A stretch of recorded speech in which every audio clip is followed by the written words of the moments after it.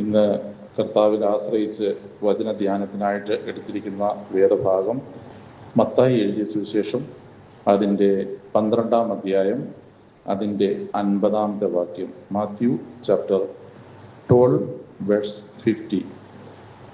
നാം അവിടെ വായിക്കുന്നത്, സ്വർഗസ്ഥനായ എൻ്റെ പിതാവിൻ്റെ ഇഷ്ടം ചെയ്യുന്നവൻ എൻ്റെ സഹോദരനും സഹോദരിയും അമ്മയും ആകുന്നു എന്ന് പറഞ്ഞു. നാം ദൈവവചനത്തിൽ കർത്താവായ യേശു ക്രിസ്തുവിൻ്റെ ഏറ്റവും അനുഗ്രഹീതമായ ഒരു പ്രസ്താവനയാണ് നാം ഇപ്പോൾ വായിച്ചു കേട്ടത്. ഇത് ഏത് സന്ദർഭത്തിലാണെന്ന് നമുക്കൊക്കെയും അറിയാവുന്നതാണ്.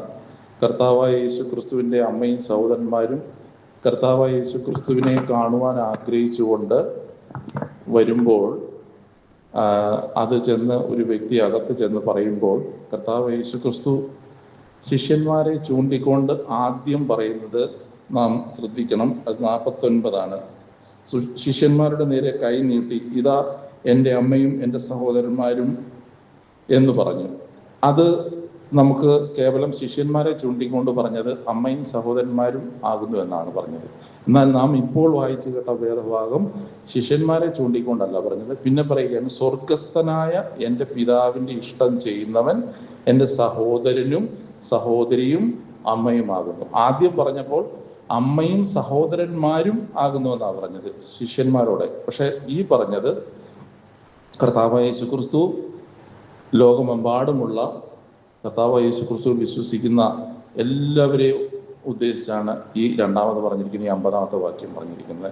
അതിനുള്ള പുതിയ നിയമ സഭകൾക്കെല്ലാം ഇത് ബാധകമാണെന്ന് പറയുവാനുള്ള കാരണം, അപ്പോസ്തലനായ പൗലോസ് പല സഭകളും സ്ഥാപിക്കുകയും പല സഭകൾക്കും ലേഖനങ്ങൾ എഴുതുകയും ചെയ്തിട്ടുണ്ട്.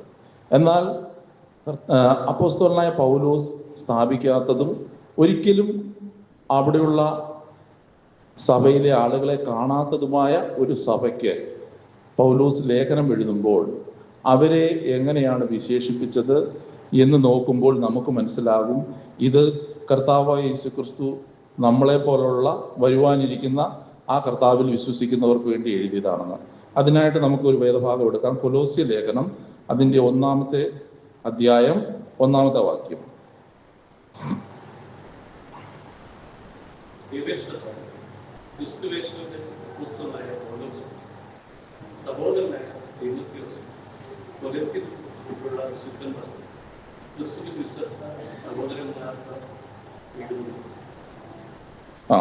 ഇവിടെ നാം ശ്രദ്ധിച്ചു, കൊലോസിയിലുള്ള വിശുദ്ധന്മാരും ക്രിസ്തുവിൽ വിശ്വസ്ത സഹോദരന്മാരുമായവർക്ക് എഴുതുന്നത് എന്നാണ് അവിടെ പറഞ്ഞത്. അവിടെ ഈ സഭയെ പൗലോസ് കണ്ടിട്ടേ ഇല്ല എന്ന് മാത്രമല്ല, ഈ സഭ സ്ഥാപിച്ചത് പൗലോസ് അല്ലായിരുന്നു. എന്നാൽ അവരെ എങ്ങനെയാണ് വിശേഷിപ്പിച്ചത്? കൊലോസിയിലുള്ള വിശുദ്ധന്മാർ. ആദ്യം കർത്താവായ യേശു ക്രിസ്തുവിൽ ആര് വിശ്വസിക്കുന്നോ അവർ വിശുദ്ധന്മാരാണെന്ന് പറയുകയാണ്. രണ്ടാമത് പറയുകയാണ്, ക്രിസ്തുവിൽ വിശ്വസ്ത സഹോദരന്മാർ. വിശ്വസ്ത സഹോദരന്മാരെന്നാണ് പറഞ്ഞിരിക്കുന്നത്, വെറും സഹോദരന്മാരെന്നല്ല പറഞ്ഞിരിക്കുന്നത്. എന്നാൽ ഇവരെ വിശുദ്ധരും വിശ്വസ്തരുമായ സഹോദരന്മാരാകുന്നത് എങ്ങനെയാണെന്ന് പൗലോസ് അതേ അധ്യായത്തിൽ 20-ാമത്തെ വാക്യം നമുക്ക് നോക്കാം. അവിടെ പറഞ്ഞിരിക്കുന്നത് എന്താണ്, എങ്ങനെയാണ് അവരെ വിശുദ്ധരും വിശ്വസ്തരുമാക്കിയതെന്ന് അവിടെ പറയുന്നുണ്ട്. അവിടെ പറയുകയാണ്, ക്രിസ്തു ക്രൂശിൽ ചൊരിഞ്ഞ രക്തം കൊണ്ട് ക്രിസ്തു മുഖാന്തരം സമാധാനമുണ്ടാക്കി ഭൂമിയിലുള്ളതോ സ്വർഗത്തിലുള്ളതോ സകലത്തെയും പുത്രനെ കൊണ്ട് തന്നോട് നിരപ്പിപ്പാനും പിതാവിന് പ്രസാദം തോന്നി. അങ്ങനെയാണ് കൊലോസ്യയിലുള്ള ജാതികളായിട്ടുള്ള ഇവരെ വിശുദ്ധരാക്കിയത്. കർത്താവായ യേശുക്രിസ്തുവിന്റെ രക്തം മുഖേന ആണ് ഏതൊരു വ്യക്തിയും വിശ്വാസത്താൽ വിശുദ്ധരും അതുപോലെ വിശ്വസ്തരായ സഹോദരന്മാരും ആയിത്തീരുന്നത്. അതാണല്ലോ കർത്താവായ യേശുക്രിസ്തുവിനെ എൻ്റെ പിതാവിൻ്റെ ഇഷ്ടം ചെയ്യുന്നവർ. പിതാവിൻ്റെ ഇഷ്ടമാണ് തൻ്റെ പുത്രനെ ലോകത്തിൽ അയച്ചത് സകലരും കർത്താവായ യേശു ക്രിസ്തുവിൽ രക്ഷിക്കപ്പെടുവാനാണ്. അങ്ങനെയെങ്കിൽ ഈ സഭ എങ്ങനെയാണ് ഈ പദവിയിലേക്ക് വന്നത് എന്ന് നമുക്കൊന്ന് ശ്രദ്ധിക്കാം. അതിൻ്റെ 1-ാമത്തെ അധ്യായത്തിൻ്റെ 6-ാമത്തെ വാക്യം ഒന്ന് വായിക്കാം നമുക്ക്. അവിടെ എഴുതിയിരിക്കുന്നു, ഒന്ന് വായിച്ചാൽ കൊള്ളാമായിരുന്നു. ആ സുവിശേഷം സർവ്വലോകത്തിൽ എന്ന പോലെ നിങ്ങളുടെ അടുക്കൽ എത്തി. നിങ്ങൾക്ക് ദൈവത്തെ യഥാർത്ഥമായി കേട്ടറിഞ്ഞ നാൾ മുതൽ നിങ്ങളുടെ ഇടയിൽ എന്നപോലെ സർവ്വലോകത്തിലും ഫലം കായ്ച്ചും വർദ്ധിച്ചും വരുന്നു. അവിടെ നാം ശ്രദ്ധിക്കണം, ഈ സഭ എങ്ങനെയാണ് വിശ്വസ്തരായ വിശുദ്ധന്മാർ അല്ലെ സഹോദരന്മാരായത്. അവിടെ പറയുകയാണ് അവര് ആ സുവിശേഷത്തെ എങ്ങനെയാണ് ദൈവകൃപ എന്നാണ് അവിടെ പറഞ്ഞിരിക്കുന്നത്. അതായത് കർത്താവായ യേശുക്രിസ്തുവിലൂടെയുള്ള മാനവരാശിയുടെ രക്ഷയെ ദൈവകൃപയെ യഥാർത്ഥമായി കേട്ടു. ഒന്നാമത്തെ കാര്യം, അവര് യഥാർത്ഥമായിട്ട് ആ ദൈവകൃപയെ കേട്ടു. രണ്ടാമത്, ആ ദൈവകൃപയെ അവർ യഥാർത്ഥമായി അറിഞ്ഞു. ഈ യഥാർത്ഥം എന്നുള്ളതിന് സത്യം എന്നാണ്, അതായത് ഇംഗ്ലീഷ് ബൈബിളിൽ നോക്കിയാൽ അറിയാം, ഇൻ ട്രൂത്ത് എന്നാണ് എഴുതിയിരിക്കുന്നത്. അപ്പോൾ ഇതിനെ നമുക്ക് സത്യമായി കേട്ടു, സത്യമായി അറിഞ്ഞു. പിന്നെ എന്താണ് പറയുന്നത്? അവരുടെ ഇടയിൽ എന്നപോലെ ഫലം കായ്ച്ചും വർദ്ധിച്ചും വരുന്നു. അപ്പോൾ അവിടെ വിശേഷിച്ച് നമ്മൾ ശ്രദ്ധിക്കേണ്ട ഒരു കാര്യം, ആ സുവിശേഷം എങ്ങനെയാണോ സർവ്വലോകത്തിലും എന്ന പോലെ അവരുടെ ഇടയിൽ വന്നു എന്നാണ് പറഞ്ഞിരിക്കുന്നത്. അതിനുശേഷം ഈ ഫലം കായ്ച്ചും വർദ്ധിച്ചും വന്നതിനെ പറ്റി പറയുന്നത് അവരുടെ ഇടയിൽ എന്ന പോലെ അവരൊരു മാതൃകയായിട്ടാണ്, മറ്റുള്ള സഭകൾക്ക് മാതൃകയായിട്ടാണ് അവർ ഫലം കായ്ച്ചും വർദ്ധിച്ചും വന്നതെന്നാണ് അവിടെ ആ വാക്യം നമ്മൾ വായിച്ചു നോക്കിയാൽ മനസ്സിലാവും. കാരണം അവരുടെ ഇടയിൽ സർവ്വലോകത്തിലും എന്ന പോലെ ഈ സുവിശേഷം വന്നു. പക്ഷെ അത് പിന്നീട് ഫലം കായ്ച്ചും വർദ്ധിച്ചും വന്നത് അവരുടെ ഇടയിൽ എന്ന പോലെ എന്നാണ് പറഞ്ഞിരിക്കുന്നത്. അത് മുതൽ സിൻസ് എന്ന് പറഞ്ഞിട്ടുണ്ട്. അപ്പോൾ നമുക്ക് കർത്താവായ യേശുക്രിസ്തുവിൽ അവർ വിശ്വസിച്ചതിന്റെ, അല്ലെങ്കിൽ അത് എങ്ങനെ അവർ കേട്ടു, സത്യമായിട്ട് അവർ കേട്ടു എന്നാണ് പറയുന്നത്. നമുക്കിനി ഇത് സത്യമായിട്ടല്ല കേൾക്കുന്നതെങ്കിൽ അതിനെപ്പറ്റി നമുക്ക് ഒന്ന് നോക്കാം. എങ്ങനെയാണ് സത്യമായി കേൾക്കുക, അല്ലെങ്കിൽ ഈ സത്യമായി കേൾക്കുന്നത് മുഖേന എന്താണ് നമുക്ക് ലഭിക്കുന്നത്? സത്യമായി കേൾക്കുന്നതിനെ പറ്റി 10:17 റോമാലേഖനം 10:17 പറയുന്നുണ്ട്, ആകയാൽ വിശ്വാസം കേൾവിയാലും കേൾവി ക്രിസ്തുവിന്റെ വചനത്താലും വരുന്നു. അപ്പോൾ ഒരാൾ യഥാർത്ഥമായി ദൈവവചനം കേൾക്കുമ്പോൾ സംഭവിക്കുന്നത് എന്താണ്? അവരിൽ ദൈവവചനം, അതായത് ക്രിസ്തുവിന്റെ വചനം, അത് വിശ്വാസമായിട്ട് പരിണമിക്കും എന്നാണ് പറയുന്നത്. എന്നാൽ ഇത് വിശ്വാസം എങ്ങനെ ഒരാളിൽ അങ്ങനെ അവർ യഥാർത്ഥമായി കേട്ടത് മുഖേന അവരിൽ വിശ്വാസം വന്നതിനെ പറ്റി നമുക്ക് നോക്കാം. അതിന്റെ 2:5 ഒന്ന് നോക്കിയാൽ അവിടെ നമുക്ക് എഴുതിയിരിക്കുന്നത് ഒന്ന് വായിച്ചാൽ നന്നായിരിക്കും. കൊലോസ്യ ലേഖനം തന്നെ അതിന്റെ 2:5 അവിടെ വായിക്കണം.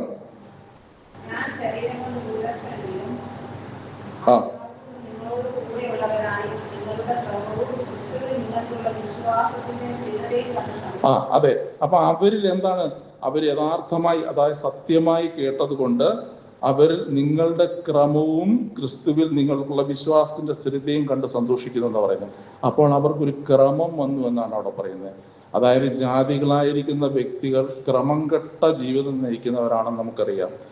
അങ്ങനെയുള്ളവർ കർത്താവായ യേശുക്രിസ്തുവിന്റെ വിശ്വാസം, അല്ലെങ്കിൽ യഥാർത്ഥമായി ദൈവരക്ഷ അല്ലെങ്കിൽ ദൈവകൃപയെ യഥാർത്ഥമായി കേട്ടപ്പോൾ അവരിൽ ആദ്യമായിട്ട് അവരൊരു ക്രമമുള്ളവരായി തീർന്നു. നിങ്ങളുടെ ക്രമവും ക്രിസ്തുവിൽ നിങ്ങൾക്കുള്ള വിശ്വാസത്തിന്റെ സ്ഥിരത, അവർക്ക് വിശ്വാസത്തിൽ സ്ഥിരത ഉണ്ടായെന്ന് അത് കണ്ടിട്ട് പൗലോസ് സന്തോഷിക്കുന്നു എന്നാണ് അവിടെ പറയുന്നത്.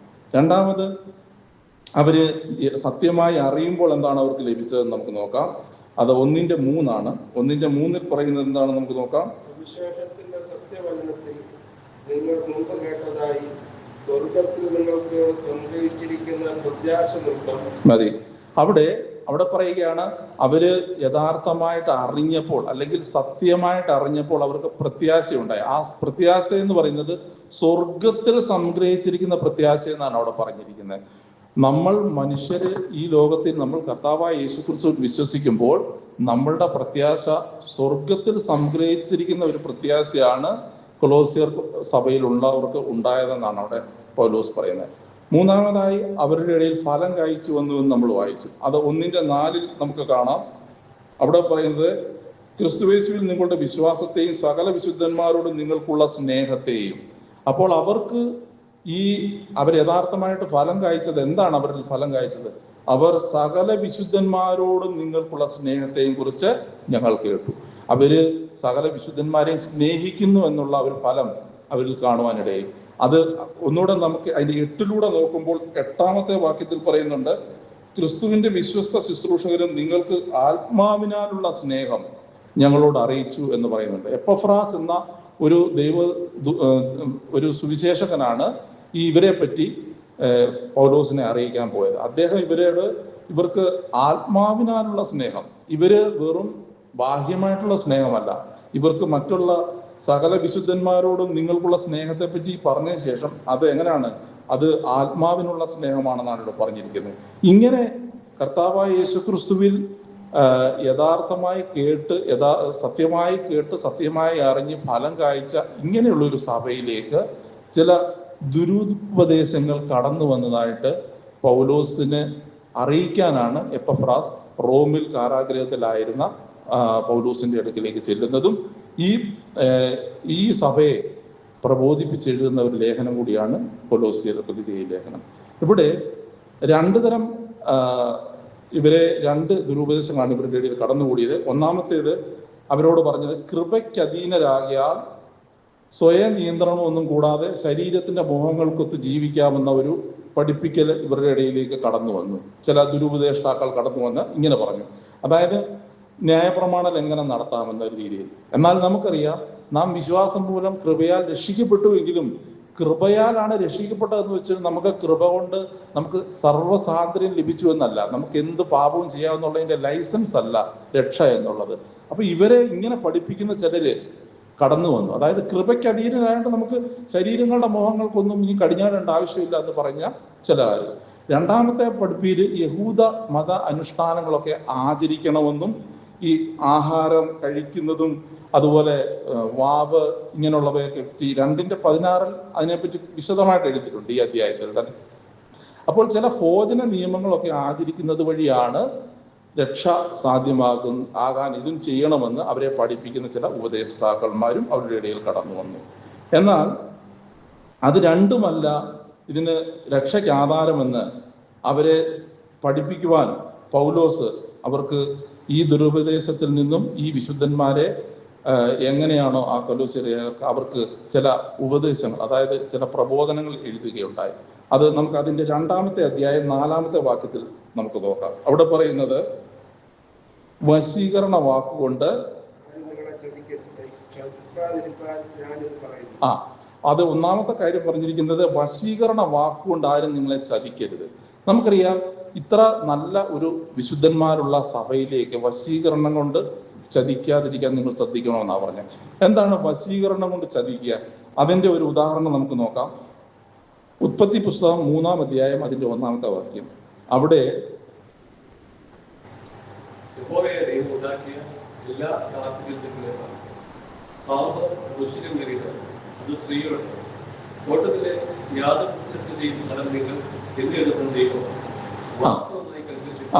മതി അവിടെ വശീകരണ വാക്കുകൾ എങ്ങനെയാണ് ഒരു വിശ്വാസിയെ പരീക്ഷിക്കുന്നതെന്ന് ലോക സ്ഥാപനത്തിൽ ആദ്യമായി ഹൗവയെ എങ്ങനെയാണ് വശീകരണ വാക്കുകൊണ്ട് സാത്താൻ പിടിച്ചതെന്ന് നമുക്ക് ഇതിന്റെ ഉദാഹരണം കാണാം. തോട്ടത്തിലെ യാതൊരു വൃക്ഷത്തിന്റെ ഫലവും തിന്നരുതെന്ന് ദൈവം വാസ്തവമായി കൽപ്പിച്ചിട്ടുണ്ടോ?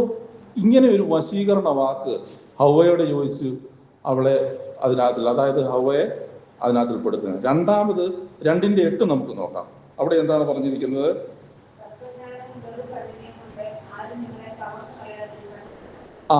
ഈ തത്വജ്ഞാനവും വെറും വഞ്ചനയും കൊണ്ട് കവർന്നു കളയുക എന്ന് പറഞ്ഞാൽ അടിമയാക്കുക എന്നാണ് അതിന്റെ ഇംഗ്ലീഷ് ട്രാൻസ്ലേഷൻ നോക്കിയാൽ നമുക്ക് മനസ്സിലാവും. ഒരാളെ അടിമത്തത്തിലാക്കുക.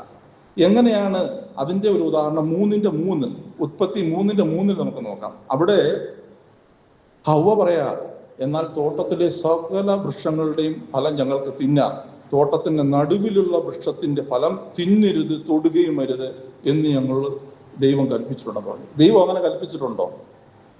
തിന്നുകയും അരുത് തൊടുകയും അരുതെന്ന് ദൈവം കൽപ്പിച്ചിട്ടുണ്ടോ? ഇല്ല.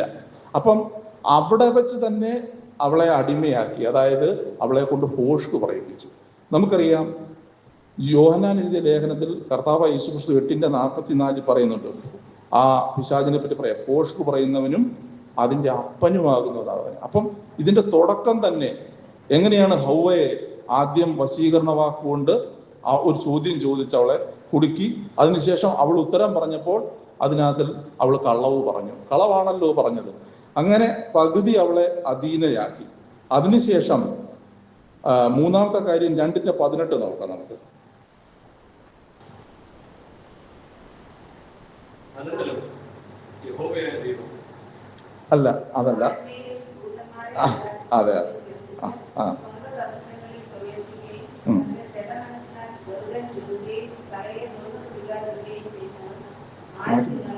വിരുത് തെറ്റിക്കരുത്. അതെ, വിരുത് തെറ്റിക്കരുത് എന്ന് പറഞ്ഞാൽ ഡിസ്ക്വാളിഫൈ ചെയ്യുക എന്നാണ് അതിനർത്ഥം. അപ്പോൾ ഇവിടെ എങ്ങനെയാണ് സാത്താൻ ഒരാളുടെ ബിരുദ് തെറ്റിച്ചതെന്ന് നോക്കിയാൽ അത് 3-ാം അധ്യായത്തിന്റെ 4-ഉം 5-ഉം വാക്യങ്ങൾ നമ്മൾ വായിച്ചാൽ ഉൽപ്പത്തി പുസ്തകം അവിടെ സാത്താൻ പറഞ്ഞ എങ്ങനെയാണെന്നറിയോ? പാമ്പ് പറയാണ്, നിങ്ങൾ മരിക്കുകയില്ല നിശ്ചയം. ദൈവം പറഞ്ഞു നിങ്ങൾ ആ വൃക്ഷത്തിന്റെ, അതായത് അറിവിന്റെ വൃക്ഷത്തിന്റെ ഫലം തിന്നാൽ മരിക്കും. എന്നാൽ സാത്താൻ പറയുകയില്ല, മരിക്കുകയില്ല നിശ്ചയം. അത് തിന്നുന്ന നാളിൽ നിങ്ങളുടെ കണ്ണ് തുറക്കുകയും നിങ്ങൾ നന്മ തിന്മകളെ കുറിച്ച് അറിയുന്നവരായി ദൈവത്തെ പോലെ ആകും എന്ന് ദൈവം അറിയുന്നു എന്ന് പറഞ്ഞു. അപ്പൊ ഇങ്ങനെയാണ് വിരുത് തെറ്റിക്കുന്നത്. അതായത് ദൈവം പറഞ്ഞു, ദൈവത്തിന്റെ ആ കൽപ്പന അനുസരിച്ചില്ലെങ്കിൽ നിങ്ങൾ മരിക്കുമെന്ന്. എന്നാൽ സാത്താൻ പറയുക മരിക്കത്തില്ല നിശ്ചയം. ഇങ്ങനെ പറഞ്ഞാണ് വിരുത് തെറ്റിക്കുന്നത്. എന്താണ് വിരുത് തെറ്റിച്ച് അവർക്ക് ജീവന്റെ ഫലം അവിടെ ഉണ്ടായിരുന്നു. ജീവന്റെ ഫലം തിന്നാൻ അവർ ഒരിക്കലും മരിക്കാത്ത ഇരിക്കുന്ന ഒരു ഫലമാണത്. പക്ഷെ അത് തിന്നാനല്ല സാത്താൻ അവരോട് പറഞ്ഞത്. ജ്ഞാനം പ്രാപിക്കാനുള്ള ഫലം, അത് കാണുവാൻ ഭംഗിയുള്ളതും ആണെന്ന് കണ്ട് കാമ്യമുള്ളതാണെന്ന് കണ്ടെന്നാ പറഞ്ഞത്. അപ്പോൾ അങ്ങനെയാണ് അവരെ ഏദനിൽ നിന്ന് പുറത്താക്കിയത്. ഏദനിൽ ജീവിക്കാനുള്ള അവരുടെ ആ ക്വാളിഫിക്കേഷൻ നഷ്ടപ്പെടുത്തി അവരെ ഡിസ്ക്വാളിഫൈ ആക്കി. അതായത് നിങ്ങളെ വിരുത് തെറ്റിക്കുക എന്ന് പറഞ്ഞാൽ ഡിസ്ക്വാളിഫൈ ചെയ്യുക. അപ്പോൾ ഇങ്ങനെയാണ് സാത്താൻ പ്രവർത്തിക്കുന്നത്. ഏതൊരു നല്ല വിശ്വാസിയാണെങ്കിലും അവരുടെ അടുക്കൽ ഇങ്ങനെ 3 തരം കാര്യങ്ങളിലൂടെയാണ് സാത്താൻ പ്രവർത്തിക്കുന്നത് നമുക്ക് കാണുവാൻ കഴിയും. എന്നാൽ കൊലോസ്യ ലേഖനത്തിൽ തന്നെ നമുക്ക് അതിനകത്ത് എഫേസ്യ ലേഖനം 4:14-15 ഒന്ന് വായിക്കാം. എഫേസ്യ ലേഖനം അതിന്റെ 4-ാം അധ്യായം 14-15. അങ്ങനെ നാം ഇനി മനുഷ്യരുടെ ഗതിയാലും ഉപായത്താലും തെറ്റിക്കായുന്ന തന്ത്രങ്ങൾ തുടങ്ങിപ്പോയിരിക്കാൻ തക്കവണ്ണം ഉപദേശത്തിന്റെ ഓരോ കാറ്റിനാൽ അണിഞ്ഞു വീഴുന്ന ശിശുക്കളായിരിക്കാതെ സ്നേഹത്തിൽ സത്യം സംസാരിച്ചുകൊണ്ട് ക്രിസ്തു എന്ന തലമുറ സകലത്തിനും വളരുവാനിടയാകും. അതെ, നമ്മളിവിടെ വായിക്കുന്ന എഫേസ്യരിൽ നാം ഇനി മനുഷ്യരുടെ ചതിയാലും ഉഭയത്താലും തെറ്റിച്ച് കളയുന്ന തന്ത്രങ്ങൾ കുടുങ്ങിപ്പോകാതിരിക്കാൻ തക്കണം ഉപദേശത്തിന്റെ ഓരോ കാറ്റിനാൽ അലയുന്നുഴലുന്ന ശിശുക്കളായിരിക്കാതെ സ്നേഹത്തിൽ സത്യം സംസാരിച്ചുകൊണ്ട് ക്രിസ്തു എന്ന തലയോളം സകലത്തിലും വളരുവാനിടയാകുമെന്നാണ് പറഞ്ഞത്. അവിടെ നമുക്കറിയാം, നാം ഇങ്ങനെയുള്ള ഇപ്പൊ നമ്മളുടെ ഇടയിലേക്ക് വന്ന് ആരെങ്കിലും ദുരുപദേശം പറയുന്നത് സാത്താൻ പാമ്പിന്റെ രൂപത്തിലല്ലല്ലോ. ഇപ്പോൾ മനുഷ്യരുടെ ചതിയാലും ഉപായത്താലും നാം പിടിപെടരുതെന്നാണ് ഇവിടെ നമ്മളോട് പറയുന്നത്. എന്ന് മാത്രമല്ല, സ്നേഹത്തിലാണ് നമ്മൾ വളരേണ്ടത്. അതാണ് നമ്മളെ പറ്റി ദൈവം ആഗ്രഹിക്കുന്നത്. നാം സത്യം സംസാരിച്ചുകൊണ്ട് ക്രിസ്തുവാകുന്ന തലയോളം വളരണമെന്നാണ് പറയുന്നത്. ഇതിനെപ്പറ്റി കൊലോസ്യ ലേഖനം 2:10 നമ്മളിപ്പോൾ വായിച്ചുകൊണ്ടിരിക്കുന്ന ഭാഗത്ത് 2:10 പറയുന്നത്,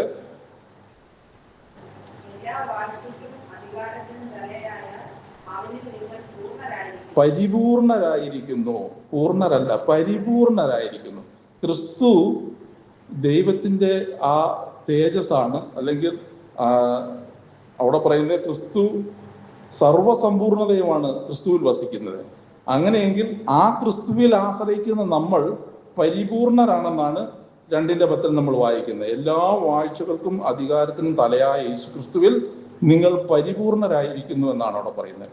അങ്ങനെയെങ്കിൽ ഇങ്ങനെ നാം പരിപൂർണരാണെന്ന് മനസ്സിലാക്കിയ ചില കുലീനരായ സ്ത്രീകളെ പറ്റി സുവിശേഷത്തിൽ നമുക്ക് കാണുവാൻ കഴിയും. അവർക്കറിയാം ഞങ്ങൾ പരിപൂർണരാണെന്ന് മനസ്സിലാക്കിയ ചില സ്ത്രീകളെ പറ്റി നമുക്ക് വായിക്കാം. ലൂക്കോസിന്റെ സുവിശേഷം 8:3.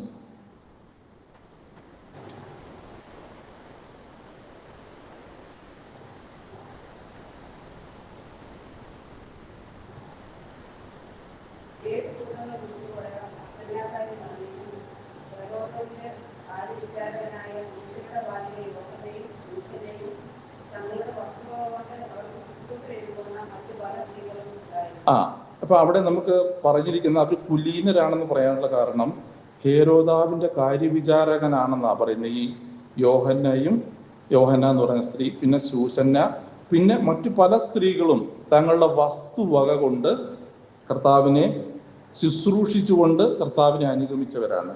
ഇവരെ പറ്റി എന്താണ് ഇവര് പരിപൂർണരാണെന്ന് മനസ്സിലാക്കിയത്? ഇവിടെ പറയുകയാണ്, അവരുടെ വസ്തുവകയൊക്കെ വിറ്റ് അവര് കർത്താവിനെ അനുഗമിച്ചു അല്ലെങ്കിൽ ശുശ്രൂഷിച്ചു. എങ്ങനെയാണ് ഈ വസ്തുവക എന്ന് പറഞ്ഞിരിക്കുന്നത്? നാം ന്യായമായും ചിന്തിക്കും, വസ്തുവക എന്ന് പറഞ്ഞാൽ നമ്മൾ ഭൂമി വിറ്റിട്ട് കൊടുത്തു എന്നല്ല ഇതിനർത്ഥം. ഇതിന്റെ ഇംഗ്ലീഷ് പരിഭാഷ മീൻസ് എന്നാണ്. മീൻസ് എന്ന് പറഞ്ഞാൽ ദ്രവ്യം എന്നാണ് അതിനർത്ഥം. ദ്രവ്യം എന്ന് പറഞ്ഞാൽ വെള്ളി, പൊന്ന് എന്നിവയൊക്കെയാണല്ലോ ദ്രവ്യം. അങ്ങനെ അത് ആഭരണങ്ങൾ ആണെന്നാണ് നമുക്ക്. സ്ത്രീകളുടെ സമ്പത്ത് എന്താണ്? അത് ആഭരണങ്ങളാണ്. കാരണം വസ്തുവക വിറ്റ് അല്ല ഇത് ചെയ്തതെന്ന് മനസ്സിലാക്കാൻ അപ്പോസ്തല പ്രവർത്തികൾ അതിൻ്റെ 5:1 മുതൽ 11 വരെ നമ്മളൊരു കാര്യം വായിക്കുന്നുണ്ട്. അവിടെ അനന്യാസും സഫീറയും തങ്ങളുടെ നിലം വിറ്റ് അപ്പോസ്തലന്മാരുടെ കാൽക്കൽ കൊണ്ടുവച്ചു എന്ന് നമുക്കവിടെ വായിക്കാൻ കഴിയും. അപ്പോൾ അവിടെ നിലം എന്നാണ് പറഞ്ഞിരിക്കുന്നത്. വസ്തുവക എന്ന് പറയുമ്പോൾ അത് ദ്രവ്യത്തെയാണ് കാണിക്കുന്നത്. ദ്രവ്യം എന്ന് പറയുമ്പോൾ സ്ത്രീകളുടെ സമ്പത്തായിട്ട് എന്താ ഉള്ളത്? അവർക്ക് ആഭരണങ്ങളാണുള്ളത് എന്ന് മാത്രമല്ല, ഇത് വസ്തുവല്ലെന്ന് പറയാനുള്ള വേറൊരു കാര്യം, ഇസ്രയേൽ സംഖ്യാപുസ്തകത്തിൽ 27:4 എടുത്തായിരുന്നെങ്കിൽ വളരെ ഉപകാരമായിരുന്നു. സംഖ്യാപുസ്തകം 27:4 വാക്യം. ഞങ്ങളുടെ അപ്പന് മകൻ ഇല്ലായ്മയോട് അവന്റെ കുടുംബത്തിൽ ഇല്ലാതാകുന്നത് അപ്പന്റെ സഹോദരന്മാരുടെ ഇടയിൽ ഞങ്ങൾക്ക് അവകാശം. അപ്പൊ ഈ ഇങ്ങനെയുള്ള കേസ് എന്ന് പറഞ്ഞാൽ, ഈ ഒരു കേസ് 24 ലക്ഷത്തോളം ആളുകളുടെ ഇടയിൽ ഒരു സംഭവമാണ് ഇപ്പൊ നമ്മൾ വായിച്ചു കേട്ടത്. അതായത് ആൺമക്കളില്ലാതെ മരിച്ചു പോയാൽ അങ്ങനെ ഉണ്ടായ ഒരു സംഭവമാണ് നമ്മളിപ്പോൾ വായിച്ചു കേട്ടത്. ആ 5 പുത്രിമാര് അവര് മോശയെടുത്ത് ചെന്നിട്ട് പറയും, ഞങ്ങളുടെ പിതാവിന്റെ പേരില്ലാതാകാതിരിക്കാൻ വേണ്ടി ഞങ്ങൾക്ക് അവരുടെ സഹോദരന്മാരുടെ ഇടയിൽ അവകാശം കൊടുക്കണമെന്ന്. അപ്പോൾ നമുക്കറിയാം, യഹൂദ മത അനുസരിച്ച് പെൺമക്കൾക്ക് വസ്തുക്കളില്ല എന്നാണ് അതിൽ നിന്ന് മനസ്സിലാക്കുവാൻ കഴിയുന്നത്. ഇതല്ലാതെ അതിനെ കുറച്ചുകൂടെ ഉറപ്പിക്കുവാനുള്ള ഒരു കാര്യം എന്താണെന്ന് ചോദിച്ചു കഴിഞ്ഞാൽ, അപ്പോസ്തല പ്രവൃത്തി 20:33 ഒന്ന് വായിച്ചായിരുന്നതായിരുന്നു.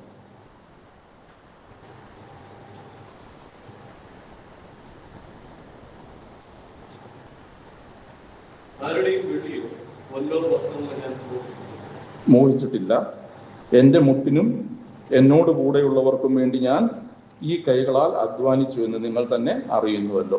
അവിടെ നമുക്കറിയാം, പത്രോസും പൗലോസും ഒക്കെ സമകാലീനരായിരുന്നു. അതായത് കർത്താവായ യേശുക്രിസ്തുവിനെ എങ്ങനെ ഈ സ്ത്രീകൾ അവരുടെ വസ്തുവക അഥവാ അവരുടെ ദ്രവ്യമൊക്കെ വിറ്റ് ശുശ്രൂഷിച്ചോ, അതുപോലെ പത്രോസിനെയും അങ്ങനെ അവരുടെ ദ്രവ്യമൊക്കെ കൊടുത്ത് സേവിച്ചിട്ടുണ്ട്.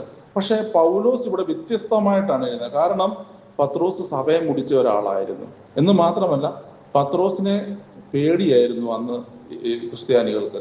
അങ്ങനെയെങ്കിൽ അദ്ദേഹം സ്വയം ജോലി ചെയ്ത് കൂടാരപ്പണി ചെയ്താണ് അദ്ദേഹം സുവിശേഷത്തിന് വേണ്ടി ചെയ്തിരുന്നതെന്ന് അവിടെ വളരെ വ്യക്തമായിട്ട് പറയുക.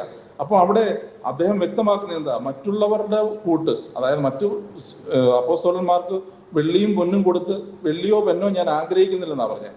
ഞാൻ ആരുടെയും വെള്ളിയോ പൊന്നോ വസ്ത്രമോ ഞാൻ മോഹിച്ചിട്ടില്ല. വസ്ത്രം എന്ന് പറയാനുള്ള കാരണം അന്ന് വസ്ത്രമൊക്കെ പണയം വെക്കാവുന്ന ഒരു സമയമായിരുന്നു ആ കാലം നമ്മൾ ആലോചിക്കുമ്പോൾ.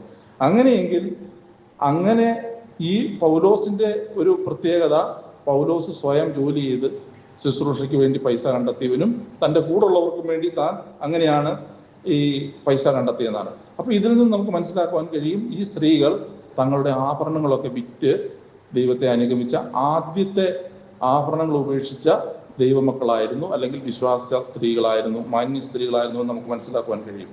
എന്ന് മാത്രമല്ല, ഈ സ്ത്രീകൾ കേവലം അവരുടെ ദ്രവ്യം കർത്താവിന് വേണ്ടി വിറ്റ് ശുശ്രൂഷിച്ചവരായിരുന്നോ എന്ന് ചോദിച്ചു കഴിഞ്ഞാൽ അത് മാത്രമല്ല അവരെ പറ്റി പറയാനുള്ളത്.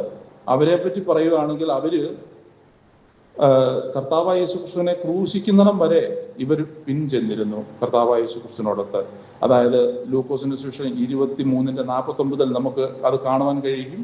അത് നോക്കിയാൽ മതി, വായിക്കേണ്ട. കാരണം ഇവര് കർത്താവായ യേശുക്രിസ്തു മരിക്കുന്നിടം വരെയും അവർ പിൻചെന്നു. എന്നാൽ ഞാൻ നിനക്ക് വേണ്ടി ജീവനെ വെച്ച് കളയുമെന്ന് പറഞ്ഞ കർത്താവിനെ ഏറ്റവും കൂടുതൽ സ്നേഹിച്ച പത്രോസൊക്കെ ആ തോട്ടത്തിൽ വെച്ച് തന്നെ, അവിടെ വെച്ച് തന്നെ അവരൊക്കെ വിട്ട് പോയി കളഞ്ഞു. എന്നാൽ ഇവര് മരണം വരെ പിൻപറ്റിയ ഒരാളെന്ന് പറഞ്ഞാൽ യോഹന്നാനെ പറ്റിയാണ് പറയുന്നത്, വേറെ ആരെ പറ്റിയും പറയുന്നില്ല. രണ്ടാമത്, ഈ മരണശേഷം ഈ യോഹന്നാനും അവിടുന്ന് സ്ഥലം വിട്ടെന്നാണ് മനസ്സിലാക്കുവാൻ കഴിയുന്നത്. എന്നാൽ കല്ലറയിൽ വെക്കുന്നിടം വരെ ഈ സ്ത്രീകൾ കൂടെ ഉണ്ടായിരുന്നെന്ന് ലൂക്കോസിന്റെ സുവിശേഷം 23:55 നമുക്ക് കാണുവാൻ കഴിയും. അവിടെ പറയുന്നത് അവര് കർത്താവായ യേശു ക്രിസ്തുവിന്റെ ശരീരം വെച്ച വിധം കണ്ടിട്ട് അവര് പോയെന്നാണ് പറയുന്നത്.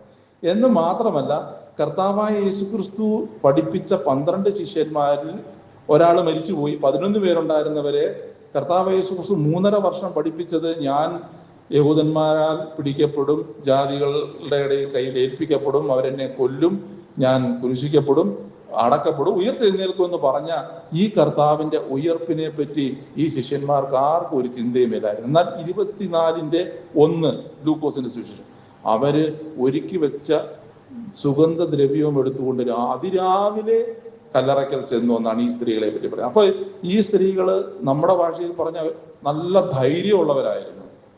അതാണല്ലോ റോമൻ പടയാളികളുടെ മുന്നിൽ അവർ പേടിച്ചില്ല. മരണം വരെ അവരുണ്ടായിരുന്നു. കല്ലറ വെച്ചപ്പോഴും അവർ അവിടെ കൂടെ പോയി. എന്ന് മാത്രമല്ല, അതിരാവിലെ ഇരുട്ടുള്ളപ്പോൾ തന്നെ അവർ പോയി. കർത്താവിന്റെ ഉയർപ്പിനെ പറ്റിയും അവർക്ക് ചിന്തയുണ്ടായിരുന്നു. നമുക്ക് ഇന്ന് അപ്പൊ ഇവരിങ്ങനെ ശുശ്രൂഷിച്ചപ്പോൾ ഇവര് ആഭരണം മാത്രമല്ല ദൈവത്തിന് വേണ്ടി ഒഴിഞ്ഞു വെച്ചത്, പിന്നെയോ അവര് ഭയം കൂടാതെ നിർഭയരായി അവർ പരിപൂർണരാണെന്ന് അവർക്ക് ബോധമുള്ളത് കൊണ്ടാണ് അവർ കർത്താവിനെ ഇങ്ങനെ അനുഗമിച്ചത്. എന്ന് മാത്രമല്ല, ഇന്ന് നാം ഏറ്റവും കൂടുതൽ നമ്മുടെ വിശ്വാസ സമൂഹത്തിൽ പരക്കുന്ന ഒരു ഇതാണ് ആഭരണം ധരിക്കണോ വേണ്ട എന്നൊക്കെയുള്ള കാര്യങ്ങൾ. നാം ഇന്ന് വാട്സാപ്പിലും അതുപോലെ യൂട്യൂബിലും ഒക്കെ ഈ കാര്യങ്ങൾ കാണുകയും അങ്ങോട്ട് ഷെയർ ചെയ്യുന്നവരാണ്. എന്നാൽ ഈ അടുത്ത സമയത്ത് ഒരാൾ എനിക്ക് കിട്ട ഒരു ഇത് കാണാൻ, അനിൽ കോടിത്തോട്ടം പറഞ്ഞ ഒരു കാര്യം ഞാൻ ദൈവ മക്കളോടത്ത് ആ ആശയം പങ്കുവയ്ക്കുവാൻ ആഗ്രഹിക്കുന്നു. അദ്ദേഹം പറഞ്ഞത്, ഈ പെന്തിക്കോസില് ആഭരണം അണിയരുന്നുള്ളത് ഒരു പഠിപ്പിക്കലല്ല, അതൊരു സംസ്കാരമാണെന്ന്. അതായത് ഡോക്ട്രൈൻ അല്ല, ഒരു കൾച്ചറാണെന്ന് പറഞ്ഞു. ആ കൾച്ചർ എങ്ങനെ ഉണ്ടായെന്ന് പുള്ളി അവതാരകയോട് പറയുകയാണ്. അത് ആദ്യമൊക്കെ പെന്തിക്കോസിലോട്ട് വന്നത് OBC സമുദായക്കാരായിരുന്നു. അതിൽ ചാന്നാർ സമുദായക്കാർ വന്നപ്പോൾ അവർ കല്ലുമാല ഇട്ടുണ്ടാവുന്നേ വന്നു കഴിഞ്ഞിട്ട് അവരതങ്ങ് ഊരി. അപ്പം ബാക്കിയുള്ള സവർണരായിട്ടുള്ള ക്രിസ്ത്യാനികൾ അവരുമായിട്ടൊരു യൂണിഫോമിറ്റി ഉണ്ടാക്കാൻ വേണ്ടി അത് ഉപേക്ഷിച്ചെന്നാണ് പുള്ളി പറഞ്ഞത്. എന്നാൽ അത് വെറും കള്ളമാണെന്ന് ഞാൻ പറയാനുള്ള കാരണം, ഈ അനിൽ കോടിത്തോട്ടം നിൽക്കുന്ന പെന്തക്കോസ് സഭ സ്ഥാപിതമായത് 1906-ലാണ്. അപ്പോൾ 1906 സ്ഥാപിതമായി എന്ന് പറഞ്ഞു കഴിഞ്ഞാൽ 20-ാം നൂറ്റാണ്ടിൽ സ്ഥാപിതമായ ഈ പെന്തക്കോസ് സഭയിൽ ആണ് ഇദ്ദേഹം നിൽക്കുന്നത്. എന്നാൽ ബ്രദറൻ അസംബ്ലി എന്നാണ് സ്ഥാപിതമായെന്നറിയാമോ? 1827, അതായത് 19-ാം നൂറ്റാണ്ടിൽ, ഏതാണ്ട് 100 വർഷം മുമ്പ് അയർലൻഡിലെ ഡബ്ലിൻ എന്ന് പറയുന്ന സ്ഥലത്താണ് ആ ബ്രദറൻ സഭ ഉണ്ടായത്. ഞാൻ ചോദിക്കുകയാണ് ഈ അനിൽ കൊടിത്തോട്ടത്തിനോട്, എന്താ നമ്മുടെ ബ്രദറൻകാര് ആഭരണം വിട്ടത് ചാന്നാർ സമുദായക്കാരെ കണ്ടിട്ടാണോ അതോ പെന്തിക്കോസുകാരെ കണ്ടിട്ടാണോ? ഇത് പെന്തിക്കോസുകാരുടെ ഈ ഉപദേശമാണോ നമുക്ക് വലുത്, അതോ അതിനും 100 വർഷം മുമ്പുള്ള നമ്മുടെ ഉപദേശമാണോ വലുത്? അങ്ങനെയെങ്കിൽ ഈ മുസ്ലിങ്ങൾ ഇപ്പം പറയുന്നുണ്ട് ഈസായും യേശു ക്രിസ്തു ഒന്നാണെന്ന് പറയുന്നുണ്ട്. 600-ാം നൂറ്റാണ്ടിലാണ് മുസ്ലിം ഉണ്ടായത് തന്നെ. മുഹമ്മദ് ജനിച്ചത് തന്നെ 600-ാം AD 600-ലാണ്. അപ്പൊ അതിനും 600 വർഷം മുമ്പുള്ള ക്രിസ്തു മതത്തിലെ ഈ യേശു ക്രിസ്തുവും 600 വർഷത്തിന് ശേഷമുണ്ടായ അവർ പറയുന്നത് ഈസായി ഒന്നാണെന്ന് പറഞ്ഞുകൊണ്ട് വാദിക്കുന്നുണ്ട്. അതിന് തുല്യമാണ് നമ്മളിപ്പോൾ കണ്ട കാര്യം.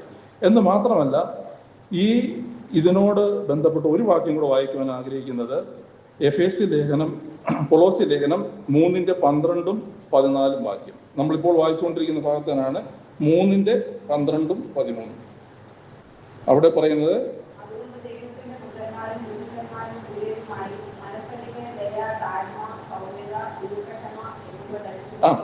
അടുത്തത് 14.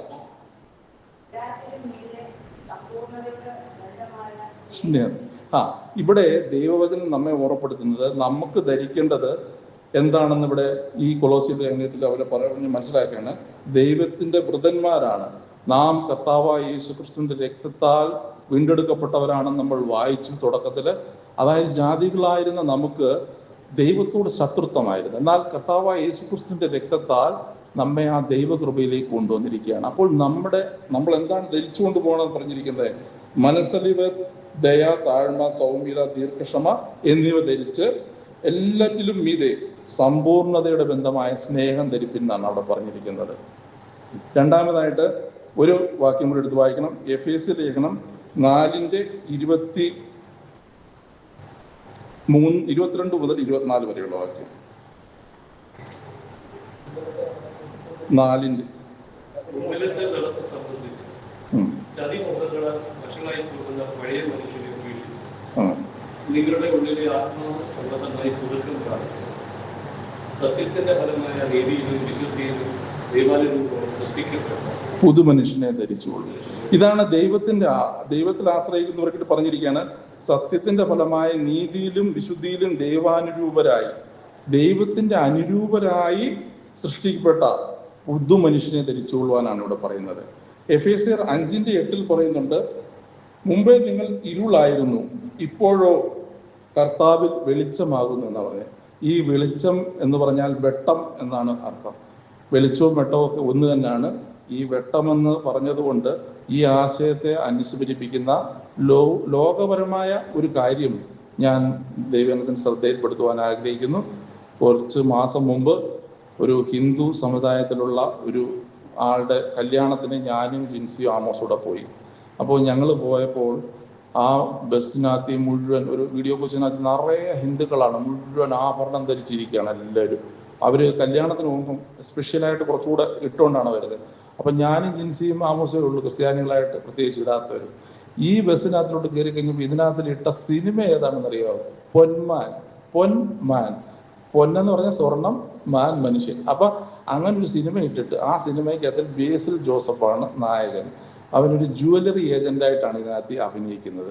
അതായത് ഈ സ്വർണം പൈസ ഇല്ലാതെ അഡ്വാൻസ് കൊടുത്തിട്ട് കല്യാണത്തിൽ നിന്നും പിരിച്ചു കിട്ടുന്ന പൈസ കൊണ്ട് അതിൻ്റെ പൈസ തിരിച്ചു പിടിക്കുന്ന സിസ്റ്റമാണ്. അതുപോലെ ടാക്സ് വെട്ടിച്ചാണ് അത് കൊടുക്കുന്നത്. അപ്പൊ അതിനുവേണ്ടി നടക്കുന്ന ഒരു വ്യക്തിയാണ്.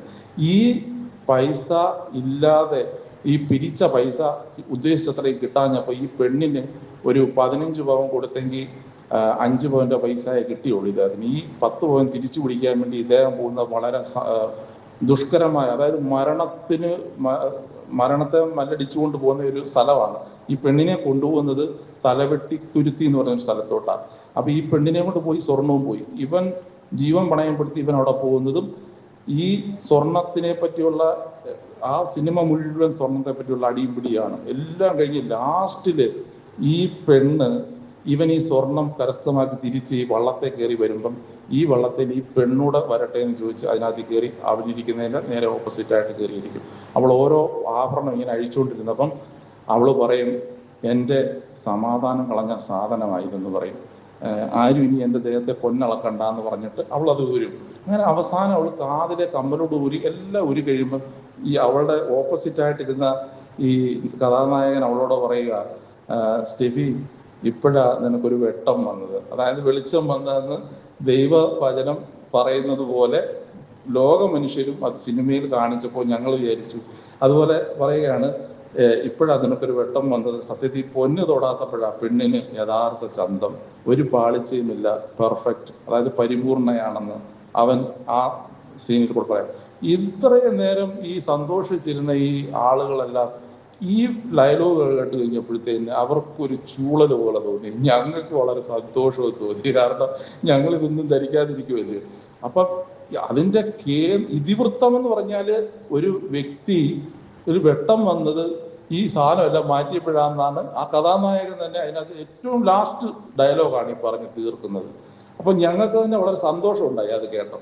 അപ്പൊ ഇങ്ങനെ ദൈവത്തിന്റെ ആശ്രയിക്കുന്നവർക്ക് അവർ ഇരുളിലല്ല, പിന്നെ വെളിച്ചമാണെന്നാണ് എഫേസ്യ ലേഖനത്തിൽ മുമ്പേ നിങ്ങൾ ഇരുളായിരുന്നു, ഇപ്പോഴോ കർത്താവിൽ വെളിച്ചമാകുന്നു എന്നാണ് നമ്മൾ ഓർമ്മപ്പെടുത്തുന്നത്. എന്നാൽ എഫേസ്യ ലേഖനം 5:5 പറയുന്നതോടെ നമുക്ക് നോക്കാം.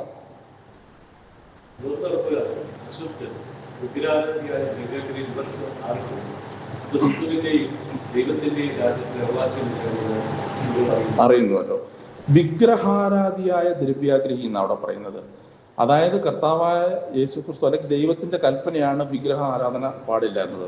വിഗ്രഹാരാധിയായ എന്ന് പറഞ്ഞു കഴിഞ്ഞാൽ വിഗ്രഹത്തെ ആരാധിക്കുന്നതിന് തുല്യമാണ് നാം ഇത് ചെയ്യുന്നതൊക്കെ. അതായത് പൊന്നണിയുന്നത് വിഗ്രഹാരാധനയ്ക്ക് തുല്യം അതിനെ ആഗ്രഹിക്കുന്നതെന്നാണ് അവിടെ പറയുന്നത്. എന്ന് മാത്രമല്ല കൊലോസ്യർത്തിന് 2:17 പറയുകയാണ്, ദേഹം എന്നതോ ക്രിസ്തുവിനുള്ളതെന്നാണ് പറയുന്നത്. ദേഹം എന്നതോ ക്രിസ്തുവിനുള്ളത്. അതായത് നമ്മളുടെ ഉള്ളിൽ ക്രിസ്തു വന്നു കഴിഞ്ഞാൽ, നമ്മൾ പരിപൂർണരായി കഴിഞ്ഞാൽ നമ്മളുടെ ദേഹം പിന്നെ ക്രിസ്തുവിനുള്ളതാണെന്നാണ് അവിടെ പറയുന്നത്. എന്ന് മാത്രമല്ല ഒരു വാക്യം കൂടെ വായിക്കാൻ ആഗ്രഹിക്കുന്നു. ഈ യാക്കോബിന്റെ ലേഖനം 5:3. യാക്കോബിന്റെ ലേഖനം 5:3.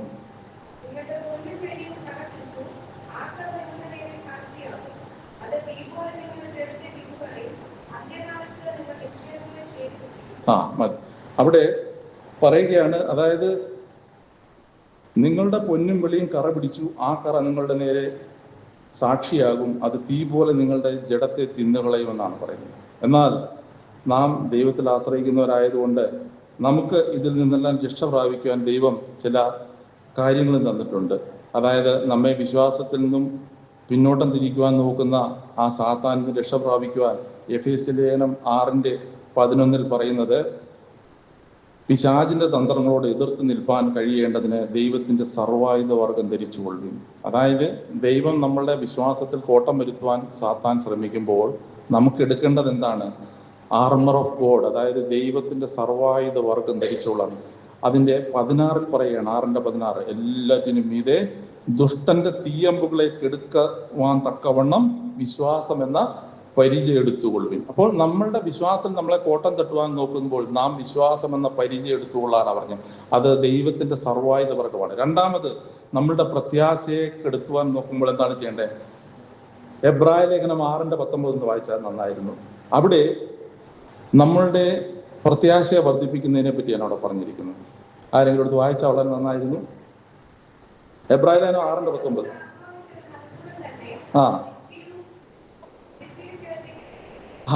ഇവിടെ പറയുകയാണ് പ്രത്യാശ. നാം തുടക്കത്തിൽ നമ്മൾ വായിച്ചു, ഈ കൊളോസ്യ ലേഖനത്തിൽ വായിച്ചു, അവരുടെ പ്രത്യാശ സ്വർഗത്തിൽ സംഗ്രഹിച്ചിരിക്കുന്ന പ്രത്യാശ എന്ന് നമ്മൾ വായിച്ചു. ഇവിടെ നാം വായിക്കുന്നത് ആ പ്രത്യാശ സ്വർഗത്തിൽ സംഗ്രഹിച്ചിരിക്കുന്ന അവരുടെ പ്രത്യാശ എന്താണെന്നാണ് പറയുന്നത്? ആത്മാവിന്റെ ഒരു നങ്കൂരം തന്നെ എന്നാണ്. നങ്കൂരം എന്താണെന്ന് അറിയാമോ? വലിയൊരു കപ്പലിനെ അതിന്റെ ഒരു നങ്കൂരം താഴോട്ടിടും. അതായത് ആങ്കർ താഴോട്ടിട്ട് നന്നായിട്ട് അതിനെ താഴെ പോയി ഉറപ്പിച്ചു കഴിയുമ്പോഴാണ് ഈ വലിയ കാറ്റിൽ നിന്നും കടലിൽ നിന്നും ഒക്കെ അത് അനങ്ങാതെ അതിനെ സ്ഥിരപ്പെടുത്തുന്നത്. അപ്പം നമ്മുടെ പ്രത്യാശ എന്ന് പറഞ്ഞാൽ സ്വർഗത്തിലിട്ടിരിക്കുന്ന ഒരു നങ്കൂരം എന്നാണ് ഇവിടെ പറയുന്നത്.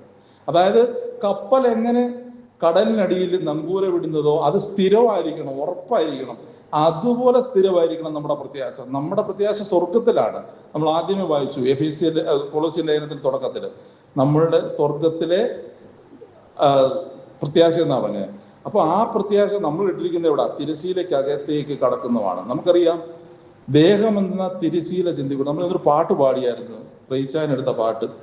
ദേഹം എന്ന തിരശീല ചിന്തിക്കൊണ്ടാണ് കർത്താവ് സ്വർഗത്തിലേക്ക് കടന്നിരിക്കുന്നത്.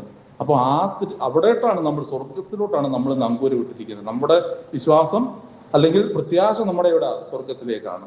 അതുകൊണ്ട് അവസാനമായിട്ട് നമുക്ക് നോക്കുവാനുള്ളത് കൊലോസ്യർ 1:23 അവിടെ വായിക്കുന്ന, നിങ്ങൾ കേട്ടിരിക്കുന്ന സുവിശേഷത്തിന്റെ പ്രത്യാശയിൽ നിന്ന് നിങ്ങൾ ഇളകാതെ അടിസ്ഥാനപ്പെട്ടവരും സ്ഥിരതയുള്ളവരുമായി വിശ്വാസത്തിൽ നിലനിന്നുകൊണ്ടാൽ അങ്ങനെ ക്രിസ്തുവിന്റെ മുമ്പിൽ നിൽക്കും. 1:23.